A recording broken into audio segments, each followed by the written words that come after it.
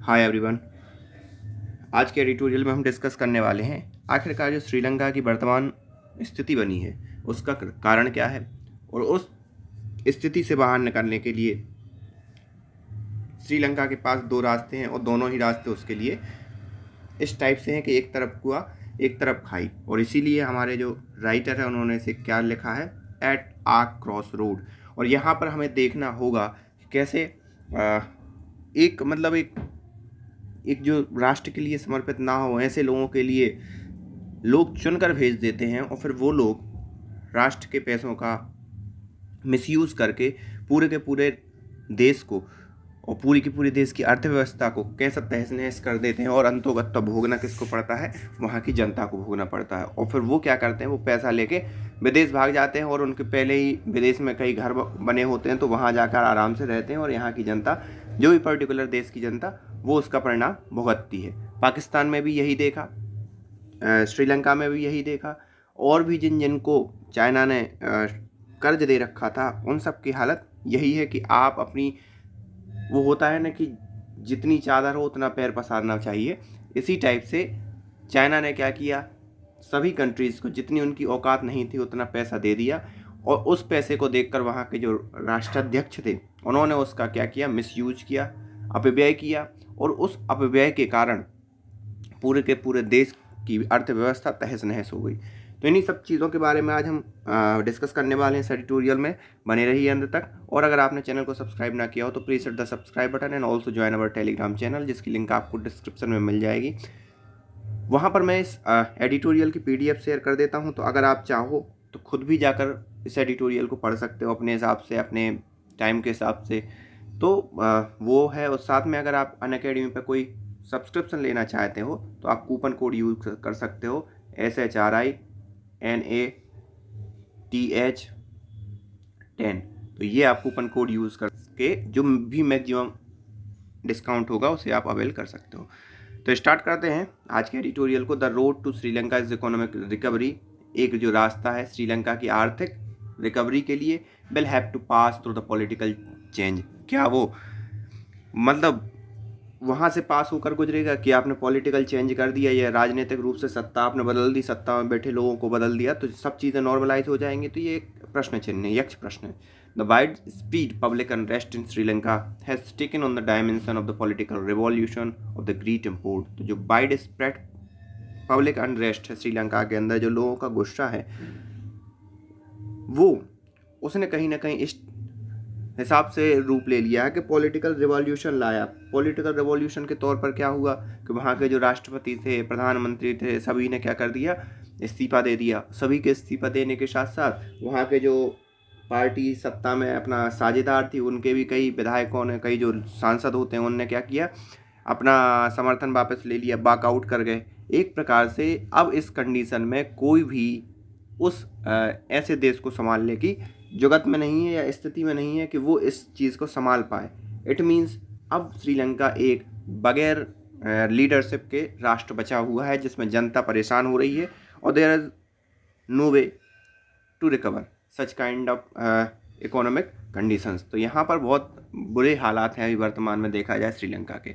It is apparent that it is driven by popular anger. और ये स्पष्ट रूप से ये स्पष्ट है, क्या है कि ये किसके द्वारा हो रहा है, popular anger and collective will that straddle all the ethnicity. तो यहाँ पर जितनी भी एथनिसिटी, स्ट्रेडल मतलब जो फैली हुई है, जितनी भी कास्ट, रिलीजन जो भी फैला हुआ है, उन सबको दरकिनार करते हुए सभी लोग साथ में आए और उन सभी लोगों का गुस्सा एक साथ सामने निकल कर आया। ऐसा नहीं है कि वहाँ पर कोई एक जाति, वर्ग, समुदाय का लोग विरोध कर रहा है, नहीं, पूरी की पूरी श्रीलंका की जनता इस चीज़ का विरोध कर रही है। और उस चीज़ के विरोध के परिणाम स्वरूप ये हमें चीज़ें देखने को मिली कि पूरा पॉलिटिकल क्या कह सकते हैं उसको, लीडरशिप है, उसे क्या करना पड़ा, इस्तीफा देना पड़ा। For a country one seems to have irreconcilable ethnic division. तो एक ऐसी कंट्री जहाँ पर ये लगता ही नहीं था कि यहाँ पर एथनिसिटी को क्या किया जा सकता है, उनके बीच सामंजस्य बंधाया जा सकता है, लेकिन फिर भी क्योंकि उन जो एथनिसिटी थी वो इतनी परस्पर विरोधी थी, जिनके आधार पर आपने देखा लिट्टे जैसे संगठन निकल कर सामने आए और फिर उनका कैसे सफाया हुआ, कितनी इंसर्जेंसी में श्रीलंका रहा।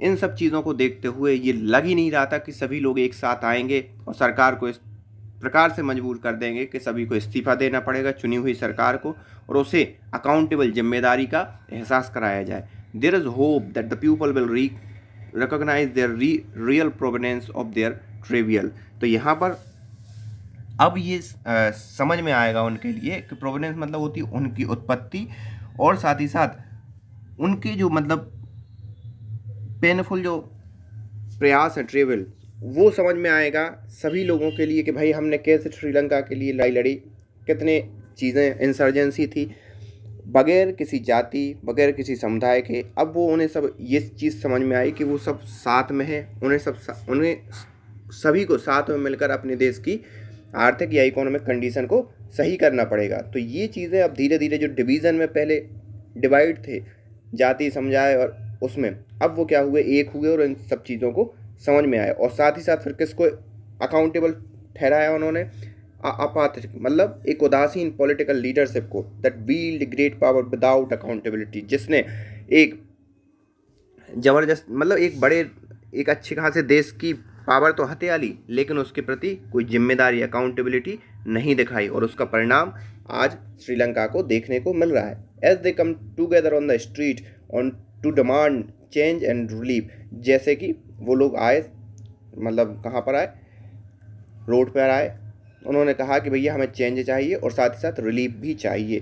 तो ये सब चीज़ें आज निकल कर सामने आ रही हैं एक ऐसे राष्ट्र में जहाँ पर कितनी भिन्नता थी, कितने लोग, मतलब आपको मालूम होगा कि राजपक्षा क्यों आए। राजपक्षा सिर्फ इसलिए आए कि वहाँ पर एक पर्टिकुलर, मैं एथनिसिटी का नाम तो नहीं लूँगा, लेकिन एक पर्टिकुलर समुदाय के पक्ष में थे और उन समुदाय वालों ने राजपक्षा के लिए वोट किया, लेकिन उन राजपक्षा जी ने क्या किया, पूरा पैसा अपव्यय कर दिया। अपव्यय करने के बाद श्रीलंका को इस हालत में ढकेल दिया। The people seems to be demanding wholesale regime change, यहाँ पर जो लोग हैं उनका ये देखने में आ रहा है कि जो लोग हैं वो चाह रहे हैं कि पूरा कम्प्लीटली शासन को चेंज होना चाहिए। ऐसा नहीं है कि कोई भी मंत्री वही उसका कोई मान लो विदेश मंत्री है, अब वो राष्ट्रपति बन गया, ऐसा नहीं। पूरा एडमिनिस्ट्रेशन वो में बदलाव चाहते हैं नीचे से लेकर ऊपर तक, एंड नॉट ट्वीक। और साथ ही साथ वो ऐसा भी नहीं चाहते कि टुकड़ों में हो कि भाई आज राष्ट्रपति ने इस्तीफा दे दिया, कल प्रधानमंत्री ने दे दिया, अगले दिन फाइनेंस मिनिस्टर ने दे, नहीं, वो कम्प्लीटली वाइप आउट चाहते हैं पर जो वर्तमान रिजिम है उसका, और एक नए रिजिम को चाहते हैं कि जो एक अकाउंटेबल हो, जिम्मेदार हो श्रीलंका के प्रति, श्रीलंका के लोगों के प्रति। As the protest escalate the administration of president Gotabaya Rajapaksa and the government of his elder brother Prime Minister Mahinda Rajapaksa seems to have lost public support and confidence of their political allies। तो यहाँ पर जैसे ही आंदोलन start हुए तो जो वहाँ के राष्ट्रपति थे महिंद्रा राजपक्षा और जो वहाँ के प्राइम मिनिस्टर थे जो उनके ही बड़े भाई थे महिंद्रा राजपक्षा, उन्होंने पब्लिक सपोर्ट और जो भी कॉन्फिडेंस था वो खो दिया। The opposition has rejected the president's call, और अपोजिशन ने भी प्रेसिडेंट बनने से मना कर दिया। मतलब होता है ना कि अगर मान लो कोई सत्तारूढ़ दल कॉन्फिडेंस खो दे तो अपोजिशन क्या करती है, उस सीट को पाने के लिए लालायत रहती है और तुरंत आगे आती है। लेकिन यहाँ पर इस केस में क्या हुआ, अपोजिशन ने भी हाथ खड़े कर दिए और कि भैया हमें नहीं चाहिए इस टाइप की इकोनॉमिक कंडीशन को, कि मतलब महिंद्रा राजपक्षा ने पूरा रायता फैलाया और अब अपोजिशन से कह रहे हैं कि आप राष्ट्रपति बन जाओ और इन सब चीज़ों को संभालो। तो opposition has rejected the president call for a multi party cabinet key allies such as the Sri Lanka Freedom Party have walk out ruling coalition and the newly appointed finance minister did not deem it prudent to take charge. तो यहाँ पर जो कोalition में party थी वो भी क्या हो गई, वॉकआउट कर गई, और जो नए फाइनेंस मिनिस्टर बनाए गए वो भी इतने समझदार नहीं लगते कि वो इस टाइप की कंडीशन को संभालने के लिए तैयार है, ये वो संभाल सकते हैं श्रीलंका की इस टाइप की कंडीशन को। तो आप समझ रहे हो एक ऐसा देश जिसमें वर्तमान शासन ने क्या कर दिया, इस्तीफा दे दिया और कोई भी चार्ज लेने को तैयार नहीं है। नहीं तो अपोजिशन तो बिल्कुल बैठा ही रहता है कि हमें कब कुर्सी मिले, लेकिन इस केस में क्या हो रहा है, अपोजिशन ने भी क्या कर दिया, हाथ खड़े कर दिया। इवन जो सत्तारूढ़ दल के साथ कोalition में थे उन्होंने भी हाथ खड़े कर दिए। It is unusual stalemate, stalemate मतलब गतिरोध है on the political front as it clear that nothing short of resignation of Rajapaksa whether will use public anger. तो यहाँ पर ये बड़ा ही अजीब टाइप का गतिरोध है। और यहाँ पर अगर आप ये सोच रहे हो कि यहाँ पर राजपक्षा या उनके ब्रदर प्रधानमंत्री जो थे उन्होंने रेजिग्नेशन दे दिया तो उससे पब्लिक एंगर शांत हो जाएगा, तो ये बिल्कुल गलत बात है। ये बिल्कुल मतलब समझ में मतलब अनक्लियर है कि ये चीज़ होगी, क्योंकि आर्थिक हालात जब ख़राब होते हैं, लोगों के लिए खाने के जब लाले पड़ जाते हैं तो क्या होगा, वो मतलब इस चीज़ को बढ़ता, जब शांत हो देश में शांति हो, फिर ये सब चीज़ें मायने रखती हैं। क्या हो भैया, इस सरकार को हम स्वीकार कर ले रहे हो, उस सरकार को, जब आपके प्लेट में खाने को ही नहीं है तब आप कैसे स्वीकार कर लोगे कि हाँ इसने इस्तीफा दे दिया तो हमारे लिए मन में शांति हो गई। तो ये इस टाइप की कंडीशन है। But at the same time it is unclear if anyone will be willing to take charge amidst seemingly insurmountable economic condition. But ये अनक्लियर है कि यदि कोई भी यहाँ पर अगर चार्ज लेता है इस प्रकार की इनसरमाउंटेबल मतलब ऐसी स्थिति जिसका आप समाधान ना कर पाओ, एक ऐसी आर्थिक स्थिति जिसका कोई समाधान ही ना हो, इतना बड़ा कर्ज हो, आप एक तरफ कुआ हो एक तरफ खाई हो, अगर आप फिर से उस कर्ज को चुकाने के लिए, अपनी आर्थिक कंडीशन को सुधारने के लिए किसी से कर्ज लेते हो तो कहीं ना कहीं फिर आप कर्ज के तले दब जाते हो, और कर्ज के तले दब जाते हो तो जिससे आपने कर्ज लिया वो कहीं आपको इकोनॉमिक कॉलोनी ना बना ले आपके देश को। तो ये इस टाइप की कंडीशन है, एक तरफ कुआ एक तरफ खाई। बट जिससे ये तो इस टाइम में ये बड़ा ही अनक्लियर दिखाई देता है कि कोई भी इस चीज़ को स्वीकारने के लिए तैयार होगा और वो राष्ट्रपति के पद को स्वीकार करेगा जब ऐसी कंडीशन हो। एज द ओवर 14 लेजिस्लेटर है walk out the ruling alliance, जैसे कि जो 40 जो विधायक हैं, लेजिस्लेटर्स हैं, वो क्या हुए, वॉकआउट कर गए। The present regime face loss of majority in parliament, जो वर्तमान शासन है वो कहीं ना कहीं मेजोरिटी उसकी नहीं है वहाँ पर की जो संसद है उसके अंदर। The real question is whether the opposition will be willing to form alternative dispensation. तो यहाँ पर एक क्वेश्चन रेज होता है कि क्या अपोजिशन इस चीज़ को लेने के लिए तैयार है, तो यहाँ पर अभी के लिए आंसर है नहीं। The insurgency of the situation is beyond doubt, जो भी अनसर्जेंसी है इस सिचुएशन मतलब अजय कि भाई कोई जल्दी आके इस चीज़ को संभाले, ये बहुत ज़रूरत है अभी श्रीलंका के अंदर, इस चीज़ की बहुत ज़रूरत है कि प्रधानमंत्री, एक राष्ट्र के प्रधानमंत्री और राष्ट्रपति दोनों ने इस्तीफा दे दिया हो, तो वहाँ पर कोई ना कोई तुरंत एक सीट पे आना चाहिए, जिससे क्या होता है सिविल वॉर की कंडीशन नहीं होती। नहीं तो फिर क्या होता है, जब चीज़ें खाली हो जाती हैं तो लोग सोचते हैं कि सब हमारा है या सब, तो पब्लिक एंगर बढ़ता है। और इस प्रकार की आर्थिक सिचुएशन के अंदर फिर क्या होता है कि जब लोग देखते हैं कि शासन में कोई नहीं है, उन्हें देखने वाला कोई नहीं है, तो लोग लूट मार मचा देते हैं। जब लूट मार मचती है तो अंतोगत पर सिविल वार हो जाती है। तो ये सब चीज़ें हैं, तो ये बहुत ज़रूरी है कि कोई ना कोई आए और भले ही एक पपेट रूप में बैठा रहे, लेकिन एक सेंटर पॉइंट में जो कि राष्ट्र को संभालने के लिए ज़रूरी है वो उस चीज़ को स्वीकार करे। The country need to be economic recovery plan to approach international lenders and bring about the micro economic stability.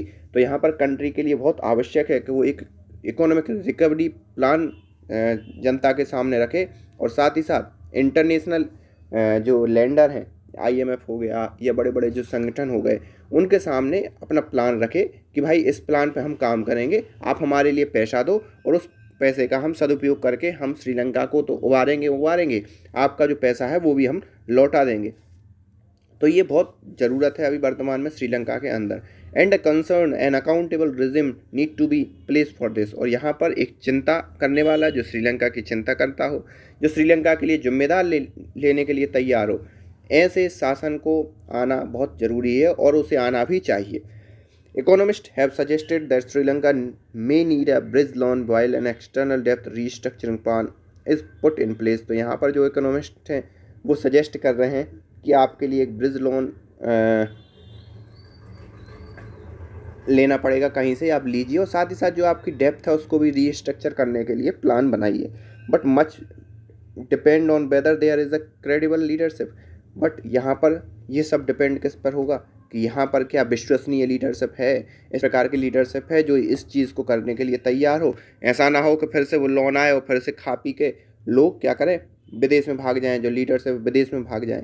तो ये सब चीज़ देखने वाली बात है। Sri Lanka is in A cross road, Sri Lanka एक क्रॉस रोड पर खड़ा हुआ है। गोइंग वन वे में लीड टू डेप्थ ट्रैप, अगर वो एक तरफ जाता है तो वो क्या है, डेप्थ ट्रैप में फंस जाएगा।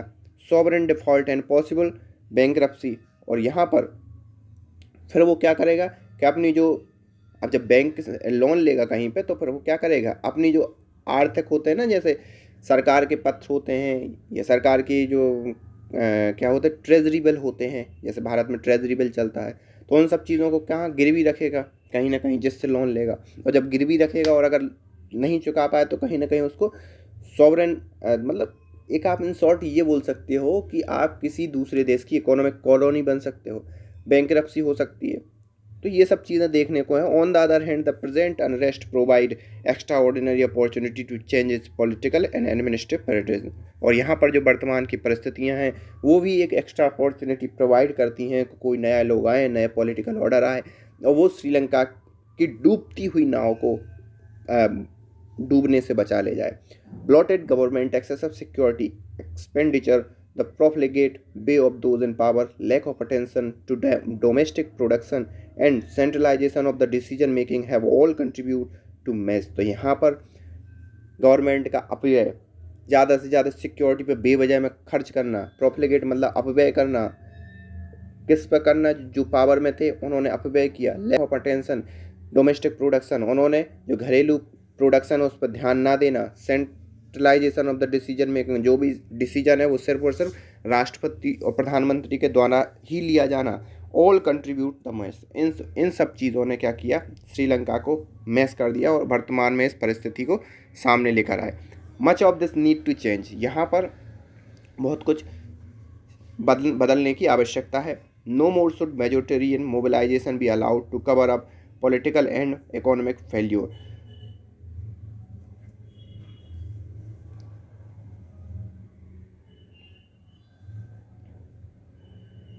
तो यहाँ पर ये भी है कि मेजोरिटेरियन मोबिलाइजेशन ऐसा ना हो कि भाई जिसकी अभी होता है ना एक चुनाव, जब कभी लोकतांत्रिक देश में ये होता है कि जिसकी मेजोरिटी है आप उसी को क्या बना देते हो, प्रधानमंत्री बना देते हो, वही राष्ट्रपति बन जाता है। वो उस टाइप से लोगों को मोबिलाइज करता है कि भाई ये वही है उसका दाता, और इस टाइप से। और अगर वो मान लो अपव्ययी हो, जिम्मेदार ना हो राष्ट्र के प्रति, तो यही चीज़ निकल कर सामने आती हैं। तो यहाँ पर इनका यही कहना है कि इस प्रकार के किसी भी उसको सामने नहीं लाना चाहिए और एक नए लोगों को सामने लाना चाहिए जो पॉलिटिकल और इकोनॉमिक फेल्यूर को सही तरीके से संभाले, ना कि इस टाइप से संभाले कि भाई मेजोरिटेरियन या जो भी जहाँ वहाँ पर जो ज़्यादा बड़ी जनजाति वाले लोग हैं, कहना चाहिए जिसकी जनसंख्या ज़्यादा है, बहुसंख्यक लोगों की जहाँ सरकार बना दी और बहुसंख्यक लोगों की सरकार बना दी, तो फिर वो क्या करेगा, बहुसंख्यकवाद वाली चीज़ों को फैलाकर जो इकोनॉमिक रिकवरी है और पॉलिटिकल जो क्राइसिस है उसको क्या कर देगा, ढक देगा।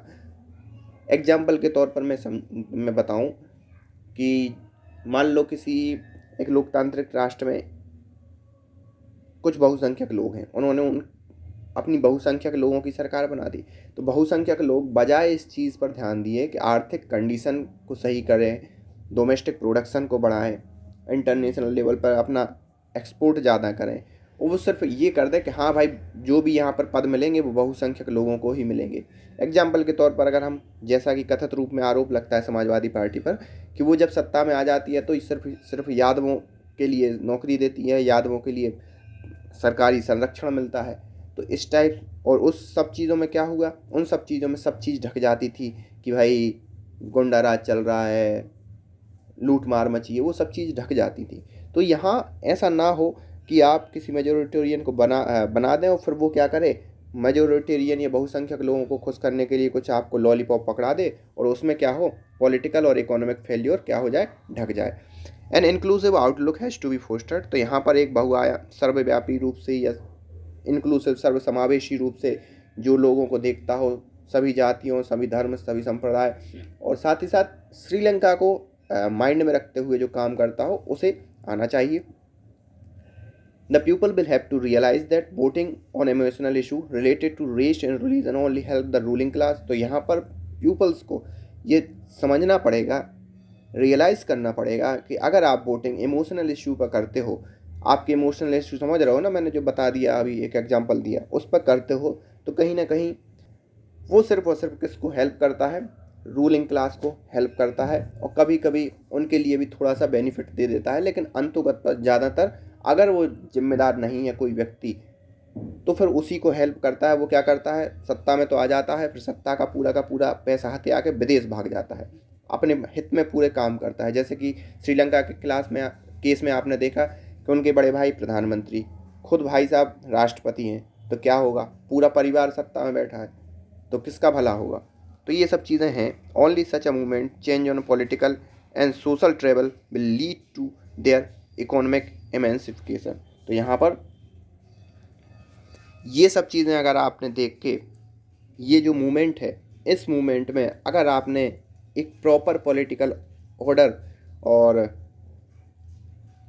Political and social level will lead to be their economic emancipation. तो यहाँ पर अगर आपने ये सही निर्णय लिया, क्योंकि इस मूवमेंट में जब सरकार अलग हो गई है कि नई सरकार की वेट कर रहे हैं लोग, तो अगर लोगों ने सही सरकार को चुना, सही लोग सत्ता में आए, तो ही वो इकोनॉमिक एमेंसिफिकेशन कर पाएंगे। मतलब जो मुक्ति है, जो वर्तमान आर्थिक दिक्कतें चल रही हैं, उससे मुक्त करवा पाएंगे। नहीं तो जो हो रहा है वो तो आप देख ही रहे हो।